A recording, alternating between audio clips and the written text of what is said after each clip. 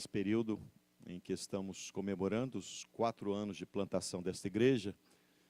Hoje nós temos a bênção de poder contar com a presença do reverendo Daniel Simoncello, e em especial o Daniel sempre nos auxiliou muito em todas as oportunidades, em todos os momentos que recorremos a ele, principalmente no início. Ele sempre esteve muito presente e sempre disposto a nos ajudar em todas as coisas. Louvamos a Deus pela vida preciosa desse irmão tão querido. E o reverendo Daniel também está num processo de plantação da igreja presbiteriana Esperança, ali na região da... É Praia do Canto ali? Santa Lúcia, né? E Deus tem abençoado, feito-os prosperar, e nós louvamos a Deus por esta preciosa bênção. Eu queria convidar nosso amado irmão, mais uma vez, seja bem-vindo. Vamos orar, queridos irmãos, feche seus olhos, vamos orar por este irmão e por aquilo que o Senhor haverá de usá-lo para falar ao nosso coração.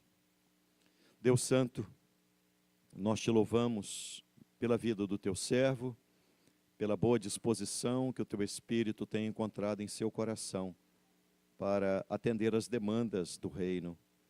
Te louvamos, ó Deus, pelo seu lar, pela sua esposa, seus filhinhos.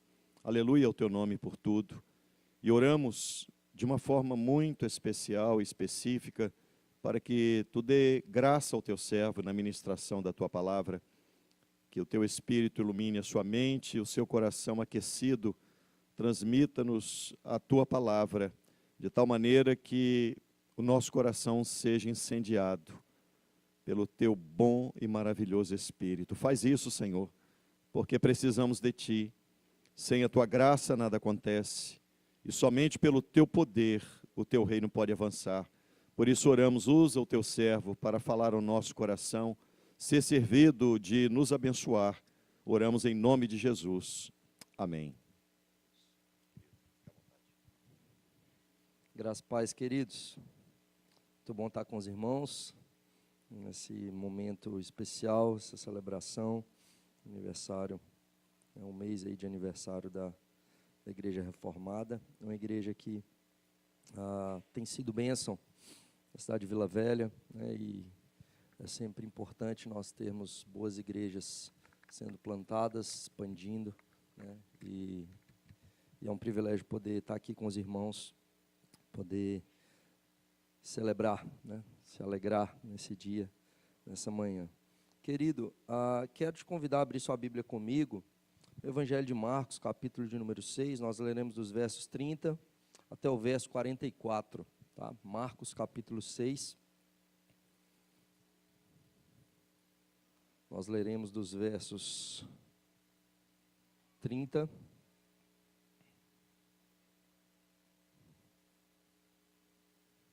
até o verso de número 44. O tema da mensagem é o serviço mútuo da igreja e seus impactos no corpo de Cristo. Dentro aí do tema anual de ser igreja, então nós vamos trabalhar sobre a necessidade desse serviço mútuo, de como que Deus nos chama e Ele quer usar as nossas mãos para o serviço. Marcos 6, 30 a 44 diz assim a santa palavra do Senhor. Voltaram os apóstolos à presença de Jesus e lhe relataram tudo quanto haviam feito e ensinado. E ele lhes disse, vinde repousar um pouco à parte, num lugar deserto, porque eles não tinham tempo nem para comer, visto serem numerosos os que iam e vinham. Então foram sós no barco para um lugar solitário. Muitos, porém, os viram partir, e reconhecendo-os, correram para lá a pé, de todas as cidades, e chegaram antes deles. Ao desembarcar, viu Jesus uma grande multidão e compadeceu-se deles, porque eram como ovelhas que não têm pastor. E passou a ensinar-lhes muitas coisas. Em declinando a tarde, vieram os discípulos a Jesus e lhe disseram, é deserto este lugar e já avançada a hora. despede-os para que, passando pelos campos ao redor e pelas aldeias, comprem para si o que comer. Porém, ele lhes respondeu: dai-lhes vós mesmos de comer. Disseram-lhe: iremos comprar 200 denários de pão para lhes dar de comer? E ele lhes disse: quantos pães tendes? E de ver. E sabendo eles, responderam: 5 pães e 2 peixes. Então Jesus lhes ordenou que todos se assentassem em grupos sobre a relva verde. E o fizeram, repartindo-se em grupos de 100 em 100 e de 50 em 50. Tomando ele os 5 pães e os 2 peixes, erguendo os olhos ao céu, os abençoou, e partindo os pães, deu-os aos discípulos para que distribuíssem, e por todos repartiu também os 2 peixes. Todos comeram e se fartaram. E ainda recolheram 12 cestos cheios de pedaços de pão e de peixe. Os que comeram dos pães eram 5.000 homens. 5.000 homens. Deus usa as nossas mãos, queridos. Ele usa o pouco que nós temos, a fim de abençoar as pessoas ao nosso redor. Muitas vezes a gente fica tímido, ou a gente não se dispõe nas mãos do Senhor, porque a gente acha que não tem muita coisa para oferecer. Mas eu não sei muito bem o que falar, mas eu não tenho muita condição de servir. Eu sou novo convertido, mas eu tenho muito pouco. Eu tenho poucos recursos, eu tenho pouco conhecimento, eu não tenho muito tempo. O pouco que nós temos, quando colocado nas mãos do Senhor, Ele pode operar de forma poderosa. Lá na Igreja Esperança, eu sempre incentivo os irmãos a evangelizarem, a proclamarem o Evangelho a outros. Quase todo culto eu fico importunando os irmãos para poder falarem de Jesus. E certo domingo desses, há alguns anos atrás, Dona Márcia, uma senhorinha, com seus 70 e poucos anos, solteira, morava só ali na região da Praia do Canto. A igreja funcionava ali no hotel Comfort Suites, na Praia do Canto. E ali ela morava em frente à igreja. E certo dia, ela impactada com a mensagem, desejosa de poder anunciar o Evangelho para as pessoas ao seu redor, ela volta para casa, ela pega alguns devocionais e ela vai no seu prédio, de porta em porta, nos seus vizinhos, para poder entregar um devocional e chamar aquelas pessoas para ir para a igreja. E ela chega lá, uma senhorinha pequenininha, franzina, batendo de porta em porta. E capixaba não gosta muito de receber visita, ainda mais se não avisar, né? Um domingo à noite, e ela vai batendo de porta em porta. Tudo bem, sou sua vizinha, entrega o devocional, vem fazer uma visita para a minha igreja. E ela bate na porta de Sara e de Williams. E quando ela chega lá, eles falam: a gente não está esperando ninguém, não pedimos iFood, que é que está batendo essa hora em casa, né? E aí eles vão olhar, está lá a Dona Márcia: tudo bem, eu sou sua vizinha, eu vim convidar vocês para ir na minha igreja. Porque ela não sabia que naquele mesmo dia, um pouco antes, eles haviam dito isso. Precisamos levar a Lara na igreja. E por que eles haviam dito isso? Porque a mãe de Williams, ela tinha visitado uma igreja com Lara, de 6 anos, e aí Lara gostou demais da igreja. E ela ficava falando com Sara e Williams: me leva na igreja, me leva na igreja, me leva na igreja. E eles precisam procurar uma igreja aqui perto para levar Lara. Eles não eram de igreja, eles não iam em igreja. E aí ela diz: eu vim chamar vocês para ir na minha igreja. E eles falaram, né, pensaram primeiro, tem alguém ouvindo a conversa aqui em casa, né? E eles disseram: sim, nós queremos ir numa igreja, mas a gente quer ir numa igreja aqui perto de casa. E ela disse: pois não, é aqui do outro lado da rua. E aí no próximo domingo eles estavam lá, eles foram à igreja, pegamos o contato deles, e no meio de semana eu estava na casa deles, fazendo o discipulado, o Caminho da Esperança. E eles se converteram, eles entregaram a vida para Jesus. O Williams, a Sara, o Renato, o Gustavo, a Lara, toda a família foi batizada. Durante o discipulado com o Caminho da Esperança, o livro de discipulado que a gente faz o evangelismo, cada membro da igreja, e ali, então, Fátima, que morava lá com eles, que cuidava de Lara, lá dentro, E eu sempre chamava a Fátima, Fátima, vem participar com a gente. E ela nem respondia, resmungava lá para dentro, ficava por lá mesmo. E eu chamava e nada. E aí, certo dia, eles são batizados, a família está na igreja. Fátima aparece lá um domingo, ela vai para o culto. Eu falei, olha. E aí ela vai para o culto, daí a pouco, no meio de semana, estou eu na casa dela. Tudo bem, Fátima? E ela diz, pastor, eu me converti. Falei, você converteu? Eu nem precisei fazer o caminho da esperança. Converti, pastor. Eu vi o que Jesus fez nessa casa. Eu vi a transformação, as brigas, o alcoolismo e o que Jesus transformou essa família. E eu entreguei minha vida para Jesus. Eu estava em depressão, não saía do quarto, pastor, só pensando em morrer. E eu vendo Jesus aqui nessa casa, eu dobrei meu joelho, entreguei minha vida para Jesus e Ele me curou. Falei, rapaz, não precisou fazer nada. Fiz o discipulado com Fátima. Fátima foi batizada. Filha de Fátima, morando junto com um rapaz, 11 anos, vendo o que Deus tinha feito na vida da mãe, começa na igreja, lá na Serra. E Fátima acompanhando sua filha converte. O marido também, eles se casam, são batizados. 5 pães e 2 peixinhos que Dona Márcia entregou nas mãos do Senhor Jesus. A história não para aí, querido.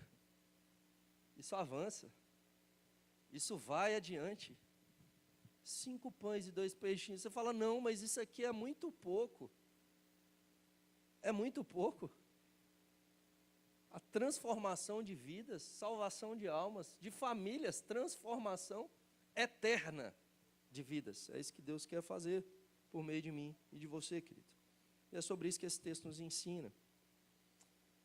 A multiplicação dos pães e peixes, ela é tão importante que ela é relatada em todos os evangelhos. Não são muitos os relatos dos 4 evangelhos, mas a multiplicação de pães e peixes, ela é um relato extremamente importante, apontando para o Senhor Jesus como Messias, e Marcos também o faz, só que Marcos faz de uma forma distinta. Eu, particularmente, sou muito fã do Evangelho de Marcos, eu gosto muito, estudei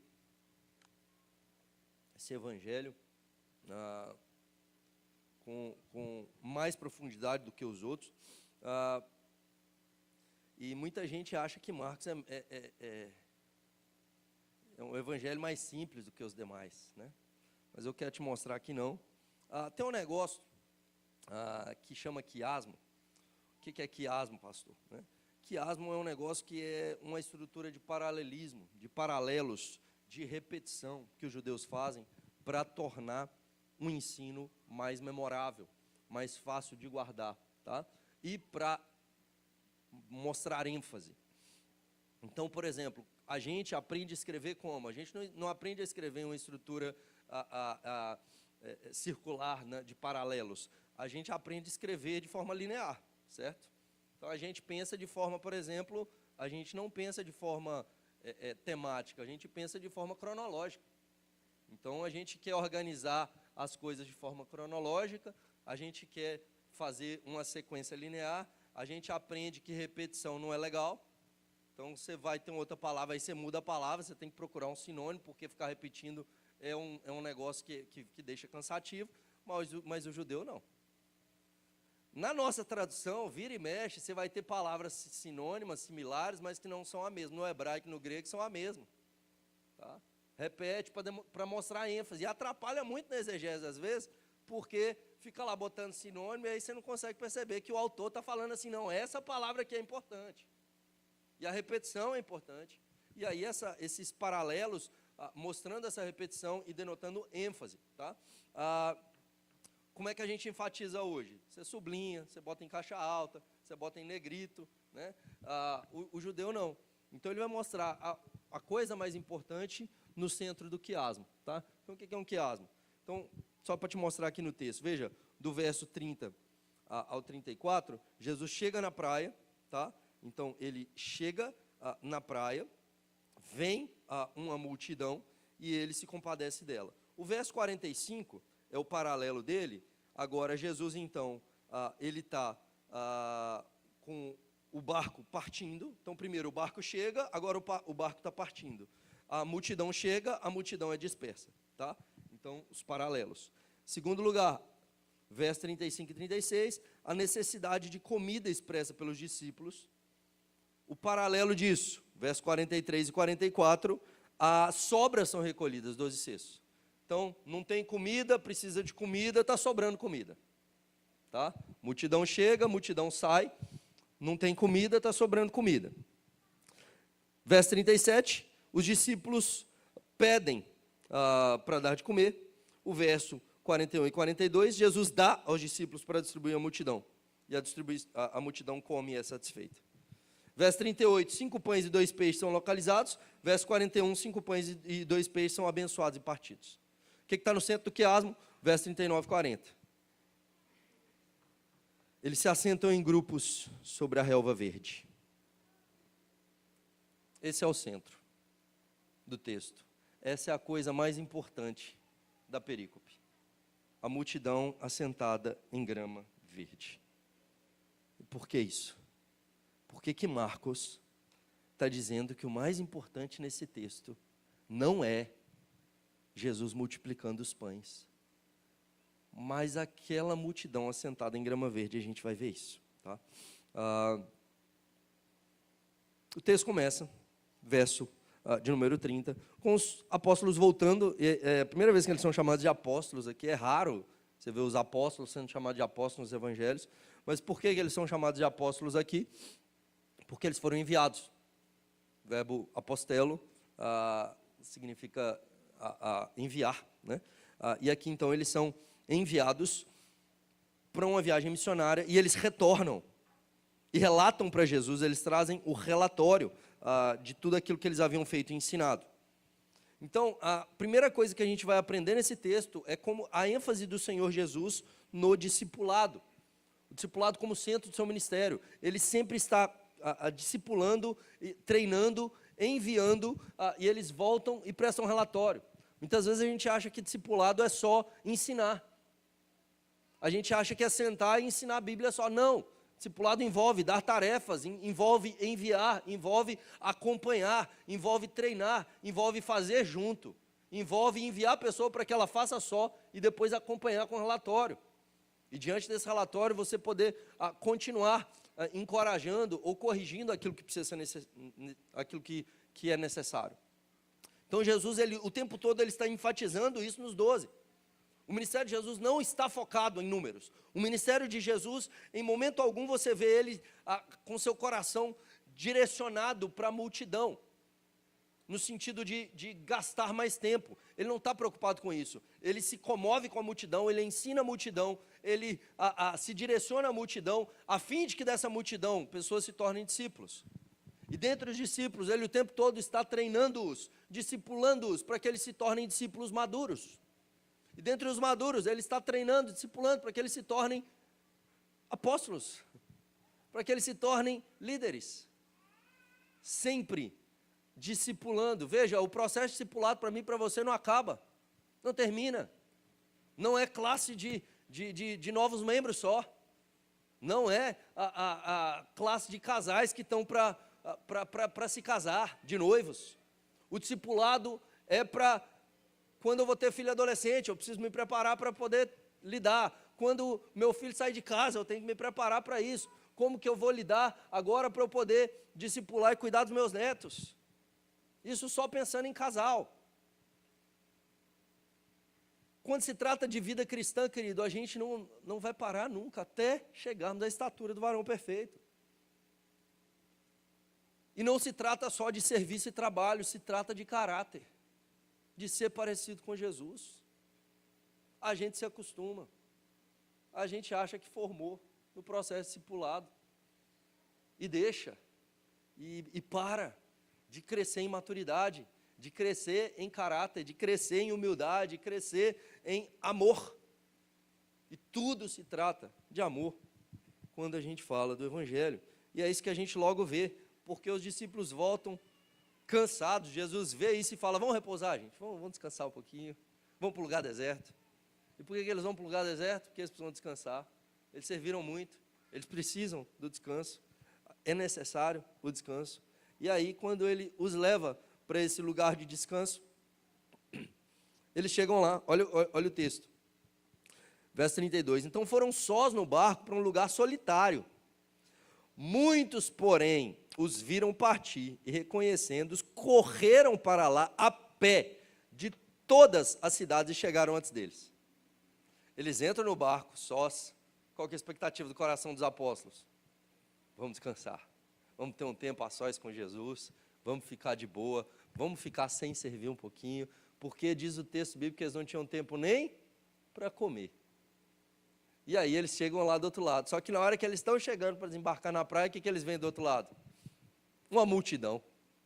Diz o texto que veio gente de tudo quanto é cidade, correndo, a pé. Olha a sede e fome desse povo. Esse povo tudo ansiando por ouvir Jesus, por ver Jesus, por estar na presença de Jesus, e tem essa multidão. Marcos, ele não relata para nós aquilo que os apóstolos pensaram, só o que Jesus. Mas eu imagino o que os apóstolos pensaram. Diferente de Jesus, que diz o texto bíblico, verso 34, ao desembarcar viu Jesus uma grande multidão. Não é só uma multidão, é uma grande multidão, que a gente sabe depois que são pelo menos 5.000 homens. Se você incluir mulheres e crianças, vai passar de 15.000 pessoas. Então você tem uma multidão grande mesmo, e Jesus se compadece deles, porque eram como ovelhas que não têm pastor, e passou-lhe a ensinar-lhes muitas coisas. Os discípulos estão a fim de servir esse povo. Eles olham para essa multidão como trabalho. Eles olham para essa multidão com, talvez até um certo ressentimento no coração. Não é possível, a gente não tem tempo de comer. No dia de folga, o pastor, no dia de folga dele, aí morre alguém, tem que fazer o sepultamento. Eles falam, não, hoje eu vou fazer vou para o clube com os meninos, nós vamos para um parque aquático. Vamos para o, como é que chama aqui, esse aqui perto? Aquamania, vamos para a Aquamania. Você compra lá, aí no dia de folga, aí você vai. Aí você fala assim, não, comprei e tal. Aí no dia, aí precisa fazer um sepultamento, um casal está se matando, você precisa ir lá atender. Aí o que você pensa? Você fala assim, poxa vida, justo hoje, né? Não podia amanhã? Né?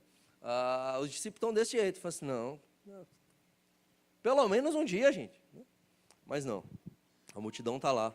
Só que Jesus, ele não tem esse pensamento. Pelo contrário, do texto bíblico, que ele se compadece dessa multidão e ele cuida deles. E ele passa a ensiná-los muitas coisas.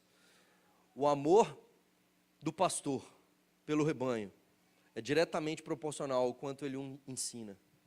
Ele se compadece, ele percebe que eles são ovelhas que não têm pastor, e agora o supremo pastor dá de comer a essas ovelhas. Ele cuida delas, ele as alimenta, ele as ensina. Do início daquele dia até o fim da tarde, o Senhor Jesus está ensinando, está cuidando deles, está alimentando a alma dos daquelas ovelhas. Veja,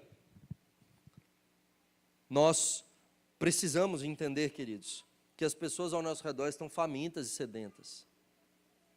E nós precisamos estar dispostos a enxergar as necessidades dessas pessoas. O Senhor Jesus, ele não enxerga uma necessidade meramente física, que posteriormente ele enxerga, mas ele percebe uma necessidade espiritual. As pessoas têm necessidades.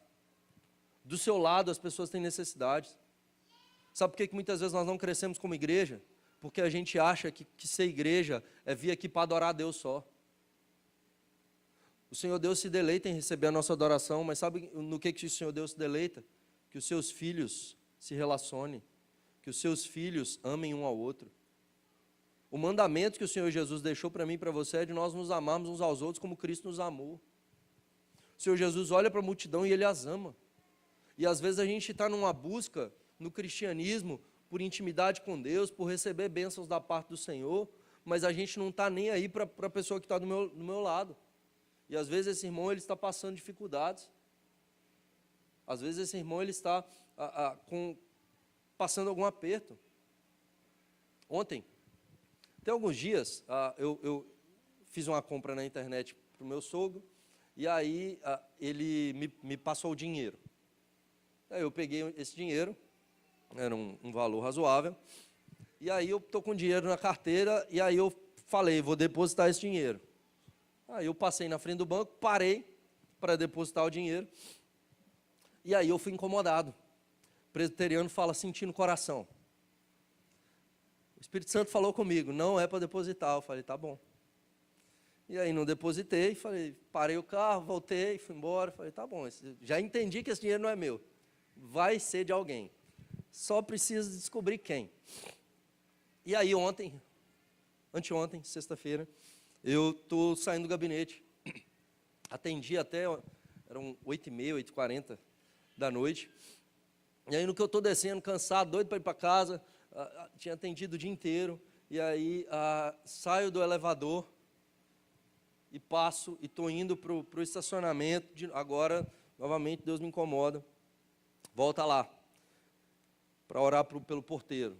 Eu falei, tá bom, aí eu olhei, voltei, nem tinha olhado para ele na hora de ir embora, e aí no que eu percebi, ele estava com a Bíblia aberta, eu não tinha visto, senão eu tinha dado uma paz do Senhor, né? Uma coisa assim, tinha sido um pouco mais cristão, né? Aí, voltei e falei, tudo bem, meu irmão? Tudo bem? Eu falei assim, eu sou pastor, eu posso orar por vocês? Tem algum pedido de oração? Ele, pastor, a paz do Senhor e tal, eu sou novo convertido. Eu falei, que bênção e tal, e as lutas, né? E tá ali.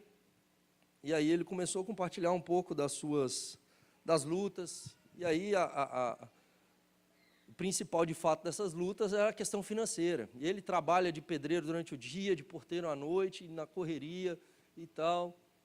E aí eu orei por ele, e aí abri a carteira, peguei o dinheiro, entreguei na mão dele e falei, isso aqui o Senhor mandou te dar para te abençoar e precisa avançar, você não olha para trás não. Tal. Pastor, que bênção. Eu orei hoje, pastor, hoje eu orei. Porque eu não sabia como que eu ia conseguir pagar as coisas. Eu trabalho muito, pastor, sabe? Mas esse mês não ia dar. Eu implorei ao Senhor, Senhor, eu não sei de onde vem não, mas faz alguma coisa. Eu falei, louvado seja Deus. Né? Fui embora, segui a vida. Mas a gente precisa olhar para o lado. Às vezes dentro da igreja tem gente precisando. E a gente não olha. A gente está preocupado com as nossas coisas. Isso não é ser crente, querido. Os ímpios pensam dessa maneira. Os ímpios querem cuidar apenas dos seus. O Senhor Deus nos chama a nos compadecer, a servir. E o texto bíblico continua. O tempo passa. Do texto bíblico que declina a tarde, ou seja, vai chegando o fim do dia. Eles foram todos para um lugar solitário, ou seja, é distante, é deserto. Eles foram correndo a pé, está ficando noite, como é que vai voltar? E mais, não tem o que comer. Outros textos bíblicos, em João 6, Jesus ele chama Filipe, ele chama os seus discípulos para dizer assim, como é que nós vamos alimentar essa multidão? Então ele levanta a bola, ele já questiona antes. E aí os discípulos passam. Enquanto Jesus está ensinando essa multidão, eles começam a pensar, o que nós vamos fazer aqui para alimentar essa multidão? E eles esgotam as possibilidades. Por que Jesus fala com Filipe? Porque Filipe é da região de Betsaida. Ele conhece o lugar ali. E aí, eles começam a questionar. E aí, Filipe, ele, juntamente com os apóstolos, começa a esgotar. Tanto é que na hora que Jesus fala com eles, quando eles chegam para Jesus, na verdade, eles esgotaram, pensaram, falaram, nem 200 denários, calcularam, falaram assim, nem 200 denários, coisa que a gente não tem. Não dá para alimentar essa multidão toda. O que a gente tem que fazer? E eles chegam à solução. Mandar eles embora. Eu acho que se eles saírem daqui umas 4 da tarde, dá tempo de chegar lá ainda, o mercado ainda está aberto, e dá para eles fazerem um jantar. E aí o que acontece? Está passando o tempo, eles chamam Jesus. Falam assim, Jesus, seguinte, manda esse povo embora. Deu hora já. O senhor perguntou como é que alimenta eles, a gente tem uma solução. Qual é a solução? Manda embora. Aparentemente é uma solução que você fala, nossa, os discípulos estão nem aí para eles. Não, os discípulos estão preocupados com eles. Porque se der 5, 6 da tarde, fechou lá, eles não chegam a tempo de comer, eles vão dormir com fome. Então manda embora rápido, Jesus. Manda eles embora. Então é uma proposta aparentemente piedosa. O que eles não estão levando em conta? Jesus. Alguns deles viram Jesus transformar água em vinho. Eles viram ele acalmar a tempestade, eles viram ele ressuscitar um morto. Uma menina morta. Eles viram ele curar enfermos. Eles estão desprezando e eles estão ignorando o poder de Jesus. A gente faz isso o tempo todo. A gente acha que o cristianismo e a obra de Deus é realizada na força do nosso braço. A gente acha que a nossa vida e a nossa trajetória cristã é realizada naquilo que a gente pode fazer. A gente anda ansioso com certa constância, porque a gente está o tempo todo olhando para a provisão. Sabe por que a gente não precisa ficar ansioso com o dia de amanhã? Não é porque pode faltar provisão, é porque o provedor vai estar lá. Jesus não vai faltar. Ele vai estar lá. Eles estão olhando para a circunstância, eles estão olhando para o seu braço. E agora, eles desprezam isso e o Senhor Jesus se dirige a eles. Diz o texto. Manda embora, Jesus. Aí eles chegaram todos e falaram assim, pronto, vamos descansar agora. E agora Jesus fala um negócio que deve ter quebrado eles. Dai-lhes vós mesmos de comer. Nessa hora eles ficaram com raiva. E aí eles respondem, nós já pensamos em tudo. Nem 200 denários. Nem 200 denários para comer. E mais, como é que compra essa quantidade de pão toda? Para alimentar 15 mil pessoas. Como é que vai lá? Imagina. Imagina a logística. Como é que traz essa comida? São 12. São 12 só. Como é que vai lá na cidade longe e traz isso? Acho que nem de caminhão, né? Não tinha. O iFood não ia entregar lá. Não tem como, Jesus. E eles estão mortos de cansado. E Jesus fala, dai-lhes vós mesmos de comer. Isso é maravilhoso, queridos. Isso é maravilhoso. Porque o Senhor Jesus, Ele dá para nós ordens impossíveis de serem realizadas.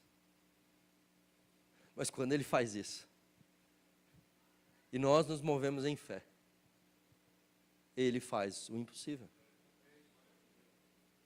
Jesus, Ele olha para o paralítico e diz assim, levanta e anda. Você fala assim. Se você olhar para a circunstância e para o paralítico, fala, é maldade?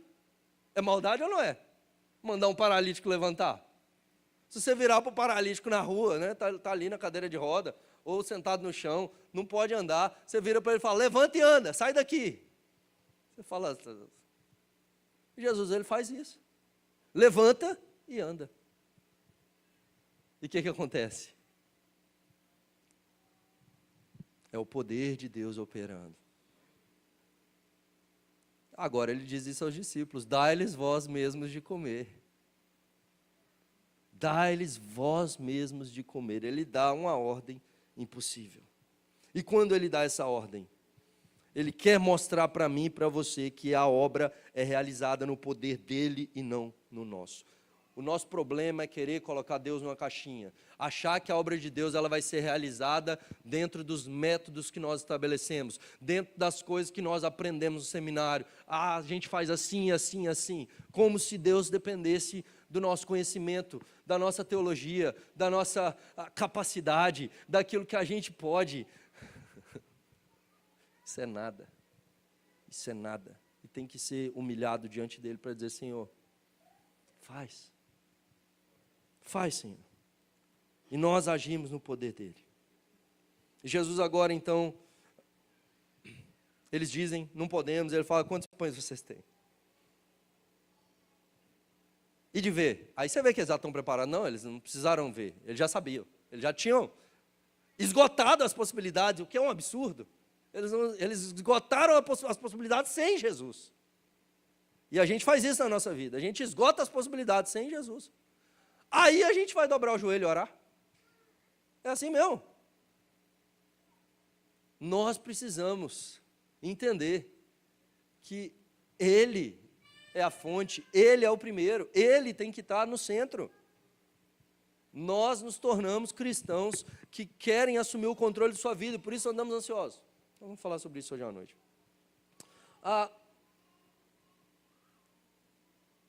Colocamos Jesus de lado, e a gente só busca em última instância. Eles nem em última. E agora Jesus, então, ele diz, quantos pães tendes? E eles dizem, 5 pães e 2 peixes. 5 pães e 2 peixes.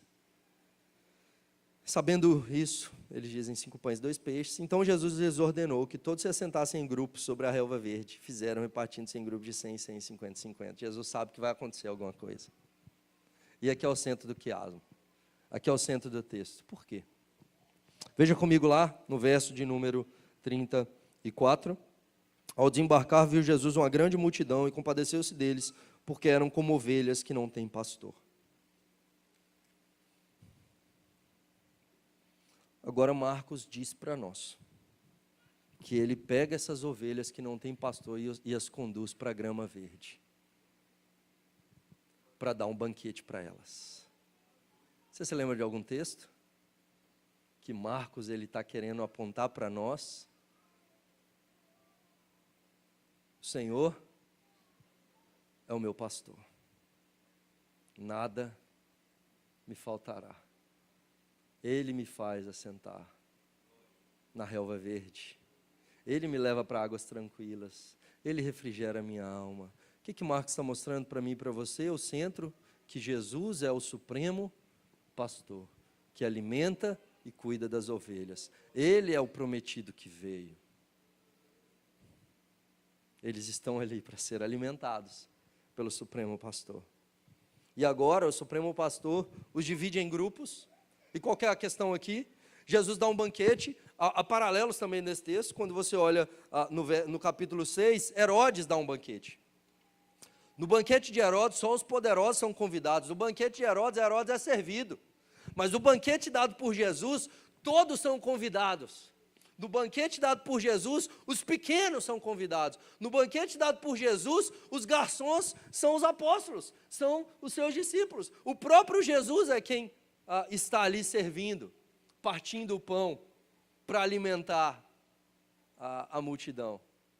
Nós não somos chamados a ser servidos, nós não somos chamados a desejar ser os poderosos, conhecidos, aplaudidos. Nós somos chamados a servir, a amar e a nos gastar para que outros possam ser alimentados, salvos, para a glória do nome do Senhor. O Senhor Jesus, ele parte os pães. Diz o texto que tem 12 cestos. Por que 12? São 12 discípulos. E Jesus, nesse grande banquete, os discípulos são os garçons. Eles dividem em grupos 50-50. Por quê? Porque agora, uma multidão de 15 mil não dá para ter comunhão. Vira bagunça. Agora ele faz dessa multidão uma estrutura organizada de pequenas congregações, onde eles podem se conhecer, onde eles podem ter comunhão, onde eles podem partilhar aquilo que eles estão recebendo. Eles ouviram de Jesus o dia inteiro, agora eles aplicam, agora eles testemunham, agora eles podem, por meio da história um do outro, de ver o agir de Deus na história um do outro, eles são edificados na comunhão. Não é só o relacionamento com Jesus, é na comunhão uns com os outros. E os discípulos agora, Deus usa a mão desses camaradas. Você fala, não pode. Esses mal acabados não podia ter essa honra, não. Mas Ele usa esses pecadores, gente quebrada, como eu e como você. Eles não tinham o suficiente nem para eles. 5 pães e 2 peixes não alimentavam os 12. Mas com aquilo que eles não tinham nem para eles, o Senhor Jesus, Ele alimenta a todos. E ali, queridos, quando eles estão, cada um com o seu cesto, o cesto enche, fica pesado de uma hora para outra. Cada um deles começa a distribuir. Cada um deles começa a distribuir. E diz o texto que a multidão, olha lá comigo, tomando os 5 pães, erguendo os olhos aos céus, abençoou, partindo os pães, deu aos discípulos para que distribuíssem. E por todos repartiu também os 2 peixes. Verso 42. Todos comeram e se fartaram. E ainda recolheram 12 cestos cheios. Como é que termina o banquete? Com o cesto cheio. Quando que para de multiplicar?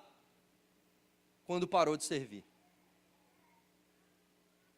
Para de multiplicar na hora que para de servir.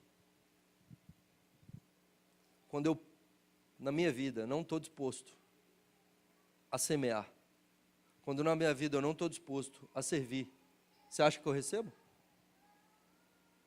Enquanto as minhas mãos estão dispostas e disponíveis para abençoar, o Supremo Pastor, ele vai continuar suprindo, ele vai continuar abençoando, ele vai continuar derramando. Para de multiplicar quando eles param de servir, queridos. Mas a provisão suficiente, são 12 cestos cheios.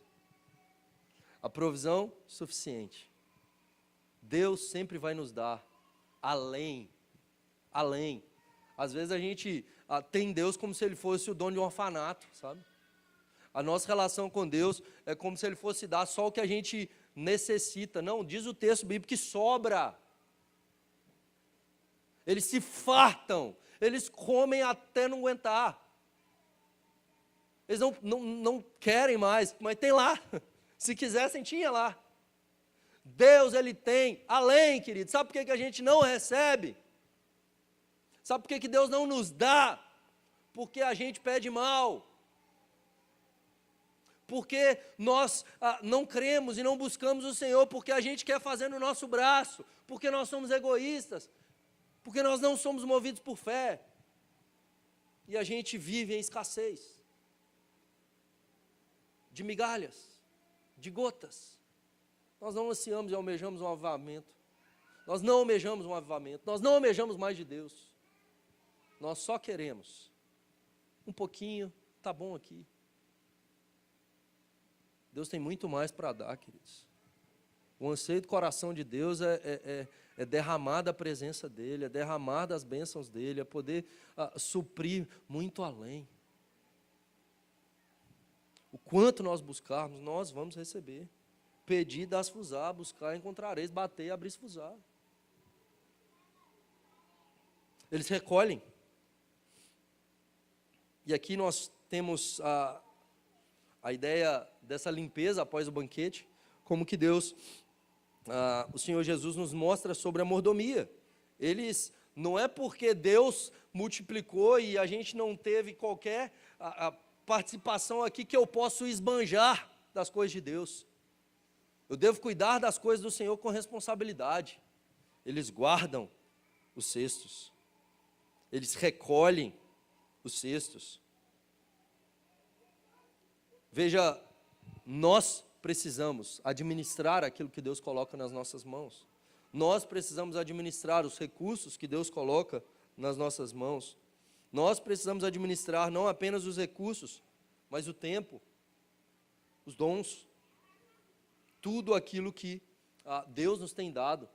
Muitas vezes nós recebemos as bênçãos de Deus e agimos de qualquer maneira, de forma leviana. Jesus multiplica os pães, mas não significa que Ele ficaria multiplicando sempre. Os discípulos guardam isso aqui, pode alimentar eles algumas semanas. Algumas semanas eles têm de alimento aqui de viagem. Então veja, a provisão que Deus nos dá e a bênção que Ele nos dá não garante que Ele vai nos dar de forma ilimitada. Quando eu tenho pouco, eu tenho que ser responsável no pouco. Mas quando eu tenho muito, eu tenho que ser responsável nesse muito. Colocando nas mãos do Senhor de forma responsável para a glória dEle. Querido, talvez nessa manhã você esteja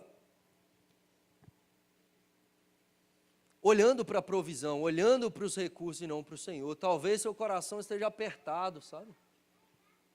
Talvez você olhe para a sua trajetória cristã e você não veja muito do agir de Deus. E eu quero te convidar nessa manhã, de fato, a olhar para o Senhor Jesus e confiar nele. Para que Ele multiplique, para que Ele opere. Mas é necessário que você entregue para Ele. É necessário que você coloque sua vida nas mãos dele, para que ele use suas mãos para servir outros, para que ele use os seus poucos e parcos recursos, para que outros sejam abençoados, para que ele transforme a sua história, para a glória do nome do Senhor. Curva a sua cabeça, feche seus olhos.